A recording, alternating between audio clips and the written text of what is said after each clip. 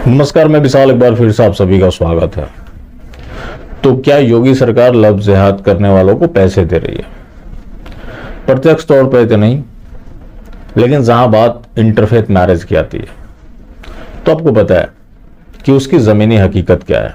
ऐसा माना जा रहा था कि लव जिहाद और कन्वर्जन के खिलाफ कानून बनने के बाद यह फंड समाप्त कर दिया जाएगा। इसकी राशि है 10 लाख रुपए। पिछले साल 10 लाख में से 3 लाख रुपए खर्च हुए। बहुत लोग लेने नहीं जाते हैं क्योंकि एक लंबी प्रक्रिया है। वैसे देखा जाए तो क्या इतने ही मामले आते हैं? क्योंकि पर कपल को ये 50,000 रुपए दिए जाते हैं। तो एक तरफ तो लव जिहाद के खिलाफ कानून बनाते हैं, हालांकि वो कानून है कोई भी अगर धोखे से किसी से विवाह करता है या निकाह करता है उसके खिलाफ। हिंदुओं के खिलाफ भी कार्रवाई हो सकती है अगर वो बुल्लो वाली हरकत करता है। तो योगी सरकार एक तरफ तो लव जिहाद के खिलाफ कानून बनाती है, दूसरी तरफ फंड जारी करती है। आखिर इस फंड की जरूरत क्या है? जब बात इंटरफेथ की आती है तो कोई ऐसा हिंदू है जो विवाह कर ले और वो सही सलामत बच जाए? बहुत मुश्किल होता है। लेकिन इसके अपोजिट देखिए आप, तो धड़ल्ले से चलता है। बाकी अन्य जगह के मामले आप उठाकर देखेंगे तो वहां सिर्फ कोर्ट का फैसला सर्वमान्य होता है, लेकिन ये लोग कोर्ट को नहीं मानते। अब कोर्ट को नहीं मानते हैं तो ये चाहते हैं कि ये अपना फैसला खुद करे, मतलब सर तन से जुदा।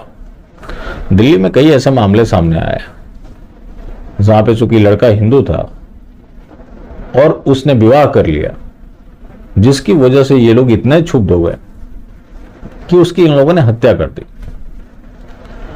अब ये तो रहा यूपी सरकार के फंड का, जिसके बारे में यूपी सरकार को गहनता से विचार करना चाहिए कि आखिर हो क्या रहा है। और योगी जी की जो इमेज है, अपनी इमेज का बंटाधार तो कम से कम नहीं करना चाहिए। आप लोगों की भी जिम्मेवारी बनती है कि ऐसे मामले उन तक पहुंचे ताकि उन्हें भी पता लगे कि वो एक्चुअल में कर क्या रहे हैं और मैसेज उसे क्या जा रहा है। तो दूसरा मामला है रामपुर और आजमगढ़ लोकसभा उपचुनाव के। दोनों भारतीय जनता पार्टी के पक्ष में रहे। लेकिन यहां पे एक चीज आप ध्यान देंगे, चाहे वो मीडिया हो या समाजवादी पार्टी हो या बीजेपी हो, सब एक तरह की भाषा बोल रहे हैं। बात करेंगे आप बीजेपी की, तो पिछले कुछ सालों का आप चुनाव पैटर्न उठाकर देखें। जहां ये चुनाव जीत जाते हैं वहां पे मोदी जी के सबका साथ सबका विकास की जीत होती है। चुनाव हार गए तो वहां का हिंदू बिका हुआ हो जाता है। तो ये चुनाव जीतेंगे तो उसमें सबकी भूमिका होती है, हारेंगे तो सिर्फ हिंदुओं की भूमिका होती है। कहीं ये चुनाव हारते हैं तो ये क्यों नहीं बोलते कि ये मोदी जी के सबका साथ सबका विकास की हार है, लेकिन जीतने के बाद ये बातें नहीं बोलेंगे, हारने के बाद हिंदू जरूर जिम्मेवार होगा। दूसरी तरफ है समाजवादी पार्टी। समाजवादी पार्टी इस हार के लिए मुसलमानों को जिम्मेवार बता रही है कि उन लोगों ने साथ नहीं दिया और बीएसपी ने उनका खेल खराब कर दिया। तो उनको चुनाव जिताने के लिए किस किस पॉलिटिकल पार्टी को घर में बैठना पड़ेगा। हो सकता है कि आने वाले समय में बोले कि अगर भाजपा नहीं होती तो हम जीत जाते। तो आजमगढ़ में तो बसपा का प्रत्याशी था गुड्डू जमाली, लेकिन वही रामपुर की बात करें तो वहां तो बसपा का कोई प्रत्याशी नहीं था। अब मीडिया जो है, चूंकि उसका नाम आजमगढ़ है, तो ये बताने पर तुला हुआ है कि वो एक मुस्लिम बहुल एरिया है। मुस्लिम बहुल एरिया है हैदराबाद, किशनगंज, जहां कोई और नहीं जीत सकता। और भी एक दो क्षेत्र हैं और आने वाले समय में बहुत से बन जाएंगे। अब बात जिस आजमगढ़ की हो रही है, उस आजमगढ़ में 2011 की सेंसस की बात करें, अभी तो सरकार रिपोर्ट सार्वजनिक नहीं कर रही है। अब इसके पीछे सरकार की क्या मंशा है, किस तरह की रिपोर्ट सामने आए, वो अगर सरकार करती तो अब की बात की जाती, यानी कि 2021 की, लेकिन सरकार ने नहीं किया। एनीवे, 2011 की सेंसस के अकॉर्डिंग वहां 84% हिंदू है। तो जहां 84% हिंदू है उसको भी मुस्लिम मेजोरिटी वाला लोकसभा क्षेत्र बताया जा रहा। आजमगढ़ 1952 से लोकसभा क्षेत्र है, जिसमें 1996 और 2008 जहां अकबर अहमद चुनाव जीतने में सफल रहे। अभी इससे पहले अखिलेश यादव वहां के मेंबर ऑफ पार्लियामेंट थे, उससे पहले मुलायम सिंह यादव, उससे पहले रमाकांत यादव। तो मात्र 2 बार वहां से अकबर अहमद चुनाव जीते।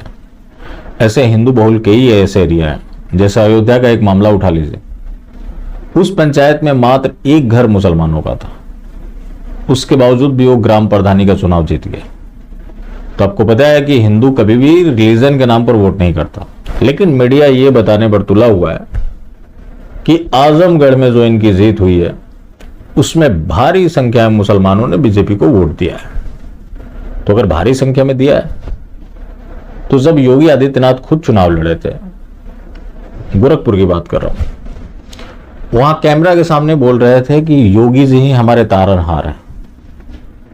जब काउंटिंग हुई तो वहां से मात्र 3 वोट मिले थे, जो मुस्लिम बहुल एरिया था। अब दूसरा मामला है रामपुर का।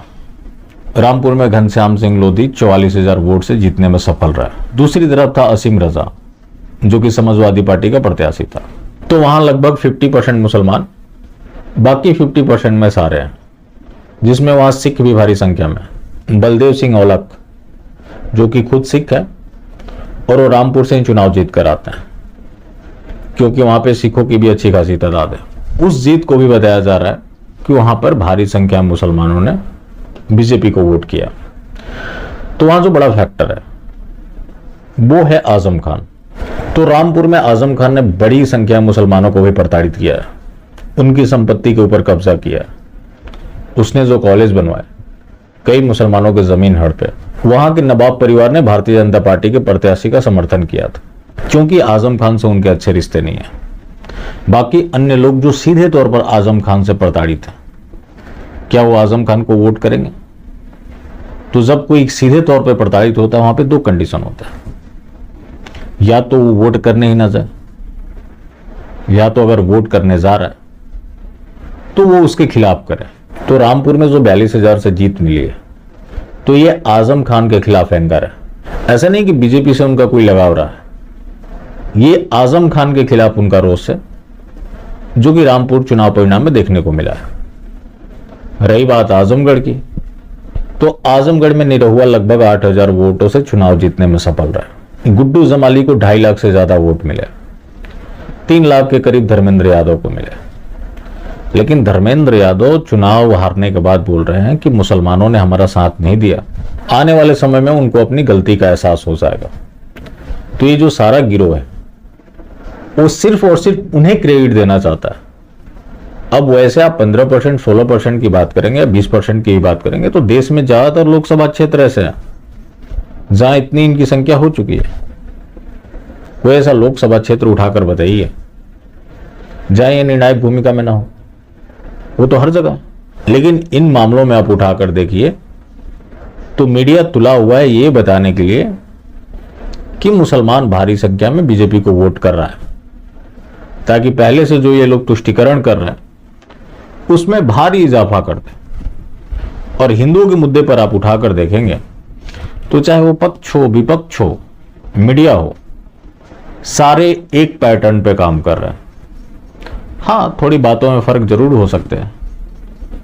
कुछ ऐसे भी हैं जो पत्रकार तो हैं, लेकिन एक्चुअल में वो आईटी सेल का काम कर रहे हैं। आप किसी के बड़े वाले भी शुभचिंतक हैं और उसकी कमियां आप नहीं बता रहे, मतलब आप उसको गलत में ढकेल रहे हैं। यही काम तो इस तथाकथित राष्ट्रवाद के आड़ में हो रहा है। तो ये जो आजमगढ़ या रामपुर की जीत है वो पूरी तरह से हिंदुओं की जीत है। इसमें किसी और को क्रेडिट देना, कहीं वोटिंग परसेंट कम हो जाए, उसके लिए भी किसी कम्युनिटी को क्रेडिट देना, ये सरासर गलत है। मैं तो स्पष्ट मानता हूं कि बहुत से ऐसे लोग होंगे रामपुर में जो आजम खान की वजह से वोट करने ही नहीं गए होंगे। तो ऐसा तो कोई कंडीशन नहीं है कि इतने वोट पड़ेंगे तभी उसकी काउंटिंग की जाएगी। सपोज वहां पे 20,000 ही वोट पड़ते हैं, 12,000 घनश्याम सिंह लोधी को मिल जाते और आसिम रजा को 8,000 मिल जाते, फिर भी घनश्याम सिंह लोधी विजयी होते।